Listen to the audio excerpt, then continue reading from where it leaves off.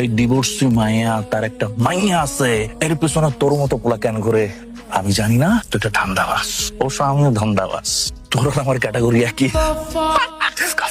Perfect কথা কইলে disgusting লাগে না? সরি। সরি বলার কিছু নাই। এই ডিভোর্সি মাইয়া তার একটা মাইয়া আছে, এর পেছনে তোর মতো পোলা কেন করে আমি জানি না। তোমরা কি নিধি কাজকে ছুটি দিছো? হ্যাঁ স্যার, আজকের দিনটা একটু ছুটি দিয়েছি স্যার। তোমার বাবা যখন মারা গেলেন, তোমার নানা তোমার মাকে নিয়ে একদম জোর করে অন্য জায়গায় বিয়ে দিয়ে দিল। তোমার মা চেয়েছিল তোমাকে কাছে রাখতে, কিন্তু তার শ্বশুর বাড়ির লোকজন অ্যালাউ করে। আমি আজকে ওকে ছুটি দিয়েছি, দাদি বলেছি যে তুমি একটু মেন্টালি ঠিক হও, তারপর কাজে এসো।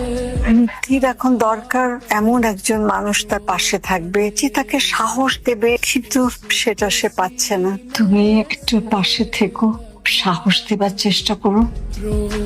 স্যার এই ফাইলটাতে একটা সাইন দিন। আপনি বসেন না। স্যার আমি জানি আপনি আসলে কি জানতে চাচ্ছেন। ভার্সিটি থেকে পাশ করার পরপরই আমার ফ্যামিলি তাদের কথা মতো আমাকে বিয়ে দিয়ে দিয়েছে, কিন্তু তারা কেউই জানতো না যে আমার হাজবেন্ড এডিক্টেড।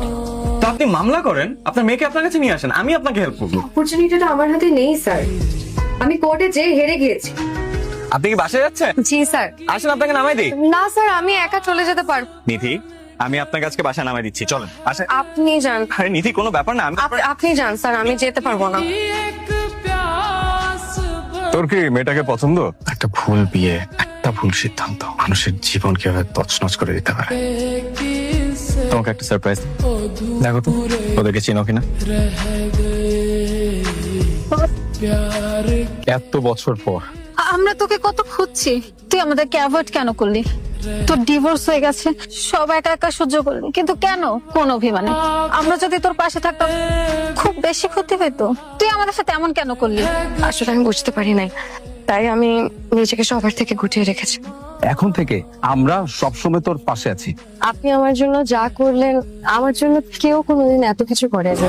তোমার জন্য কিছু করতে আমার ভালো লাগে। তুমি হাসলে আমার মনের আয়নাটাও যেন হেসে ওঠে। আপনাকে একটা প্রশ্ন করি স্যার। আমাকে এই শার্ট দেখো, তুমি হয়তো প্রথম থেকেই লক্ষ্য করছো যে আমি তোমাকে প্রথম থেকেই তুমি বলি, তুমিও কিন্তু আমাকে তুমি বলতে পারো। কেনই বা আমি আপনাকে তুমি করে বলবো? কেনই বা আপনি আমার জন্য এত কিছু করলেন?